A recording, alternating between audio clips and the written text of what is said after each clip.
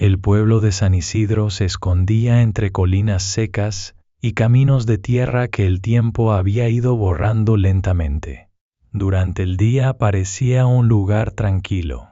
Gallinas cruzando las calles, niños corriendo detrás de balones de trapo, mujeres conversando a la sombra de los portales. Pero al caer la noche, el aire cambiaba.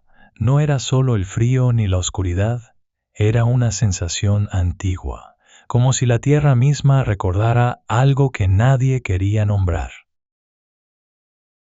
Bienvenido a este espacio donde nacen las historias de terror. Prepárate para una leyenda que te pondrá la piel de gallina. Antes de comenzar, dale like y suscríbete para no perderte más relatos. El río cruzaba el borde del pueblo como una cicatriz plateada. Durante generaciones había dado vida a los cultivos, había calmado la sed de los animales y había acompañado silenciosamente los secretos de quienes se acercaban a él. Pero también guardaba una memoria oscura. Una memoria que lloraba. Muchos años atrás, cuando San Isidro aún era joven y las casas eran pocas, vivía allí una mujer llamada María Calderón. No era rica ni poderosa, pero poseía una belleza sencilla y una ternura que parecía contagiar a todos los que la rodeaban. Sus días transcurrían entre el lavado de ropa en el río, el cuidado de sus 2 hijos, Lucía y Mateo, y las pequeñas rutinas que daban forma a su vida humilde. María cantaba mientras trabajaba.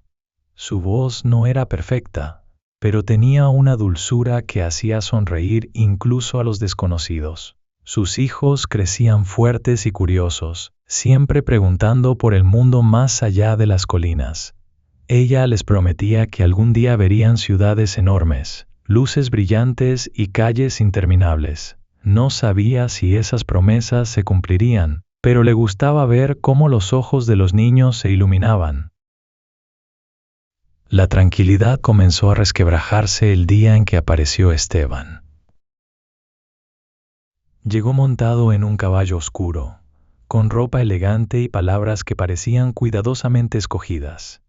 Hablaba de negocios, de viajes, de lugares donde el dinero fluía como agua. Para los habitantes de San Isidro, aquel hombre era un misterio atractivo. Para María, fue una tormenta silenciosa que entró sin permiso en su vida. Esteban la miraba como si ella fuera algo más que una simple mujer del pueblo. La hacía sentir vista, importante, deseada. Le hablaba de un futuro juntos, de una casa lejos del polvo y la pobreza, de una vida donde sus hijos tendrían oportunidades que ella jamás tuvo. María, cansada de la lucha diaria, se aferró a esas palabras como quien se aferra a una tabla en medio del naufragio. Durante meses, Esteban regresaba cada semana. Traía pequeños regalos, un listón para el cabello de Lucía, una navaja de madera para Mateo, un perfume barato para María. Pero el verdadero regalo eran las promesas. Promesas de amor eterno, de matrimonio, de un destino distinto. Hasta que las visitas se volvieron irregulares. Las cartas dejaron de llegar. Las excusas comenzaron a sonar vacías. María esperaba junto al camino, mirando el horizonte hasta que el sol se apagaba. Cada día que pasaba sin noticias aumentaba el peso en su pecho. Los rumores comenzaron a circular. Algunos decían que Esteban tenía otra familia en la ciudad, otros que solo había jugado con los sentimientos de una mujer ingenua. La esperanza se transformó lentamente en vergüenza, luego en rabia, luego en una desesperación silenciosa. María dejó de cantar. Sus manos temblaban al lavar la ropa. Las noches se llenaron de pensamientos oscuros que no lograba controlar. Sentía que el mundo la había traicionado, que sus sueños habían sido arrancados cruelmente. En su mente, todo lo que había amado parecía desmoronarse. Una noche, una tormenta cayó sobre San Isidro. El viento azotaba las ventanas, y el río crecía con una fuerza inquietante. El sonido del agua era distinto, como un murmullo profundo que parecía llamar. María despertó a sus hijos. Sus ojos estaban extrañamente calmados, vacíos de lágrimas. Tomó sus manos y caminó hacia el río sin decir una palabra. La lluvia empapaba sus ropas, y el barro se hundía bajo sus pies. Lucía preguntó a dónde iban. Mateo se aferró con fuerza a su madre. María no respondió. Cuando llegaron a la orilla, el agua rugía con una intensidad hipnótica. El mundo parecía haberse reducido solo a ese sonido. Nadie presenció lo que ocurrió exactamente. Solo quedaron los ecos, los rumores, las pesadillas compartidas. El río recibió aquello que nunca debió recibir. El silencio posterior fue absoluto, como si la naturaleza misma hubiera contenido el aliento. Entonces María comprendió. El horror la golpeó con una claridad devastadora. Gritó hasta que su voz se rompió, arañó la tierra, buscó desesperadamente en el agua aquello que ya no podía devolverle. La culpa cayó sobre ella como una sombra eterna. Al amanecer, los habitantes encontraron su cuerpo sin vida cerca de la orilla. El entierro fue silencioso. Nadie sabía qué decir. Nadie sabía cómo comprender una tragedia tan profunda.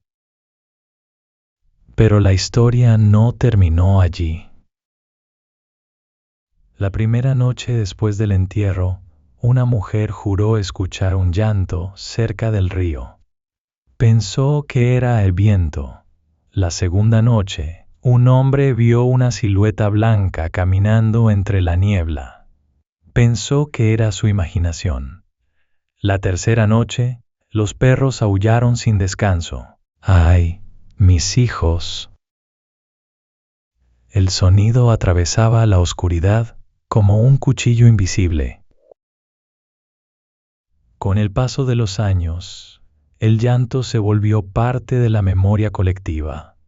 Los ancianos enseñaban a los niños a no acercarse al río después del atardecer. Las madres cerraban puertas y ventanas al escuchar el viento nocturno.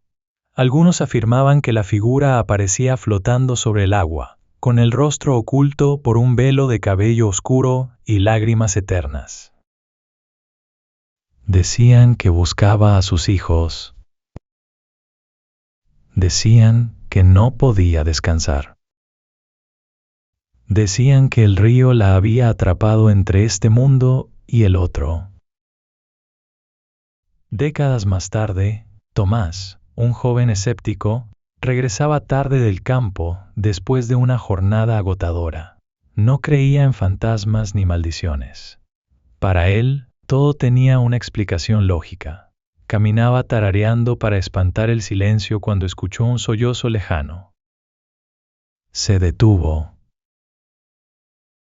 El sonido era débil, casi confundible con el viento, pero algo en su pecho se tensó. Continuó caminando hasta que el llanto volvió a escucharse. Más claro, más cercano. El aire se volvió frío, denso. La niebla comenzó a levantarse desde el río como un velo vivo. Entonces la vio. Una figura blanca, alargada, suspendida cerca del agua. Sus movimientos eran lentos, antinaturales. Parecía deslizarse sin tocar el suelo. El cabello oscuro cubría su rostro, y de su cuerpo emanaba una tristeza tan intensa que Tomás sintió ganas de llorar sin saber por qué. ¿Has visto a mis hijos?, susurró la figura. La voz no provenía de un solo lugar. Era un eco que parecía resonar dentro de su cabeza. Tomás intentó responder, pero su garganta no emitió sonido. El miedo lo paralizó. La figura avanzó un paso.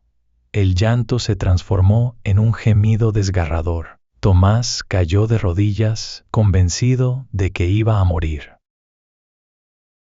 De pronto, el viento cambió de dirección. La figura se detuvo. El llanto comenzó a alejarse lentamente, disolviéndose en la neblina hasta desaparecer. Tomás corrió hasta su casa sin mirar atrás. Nunca volvió a caminar solo de noche. La Llorona continuó vagando, atrapada en su propio castigo. Cada noche repetía su búsqueda interminable, reviviendo una y otra vez el momento que destruyó su alma. El río guardaba su reflejo como un espejo maldito, recordándole lo que fue y lo que nunca podría volver a ser. Algunas personas afirmaban que, en noches muy silenciosas, el llanto sonaba distinto. No solo triste, sino cansado, como si el espíritu deseara descansar, pero no encontrara el perdón necesario para hacerlo. La culpa no conoce descanso. El amor, cuando se quiebra, puede convertirse en una prisión eterna. Y mientras exista el río, mientras el viento cruce sus aguas, la voz seguirá flotando en la oscuridad. ¡Ay, mis hijos! Si te gustó esta historia, dale like y suscríbete para apoyar el canal y seguir escuchando más leyendas escalofriantes. Nos vemos en el próximo relato, si te atreves.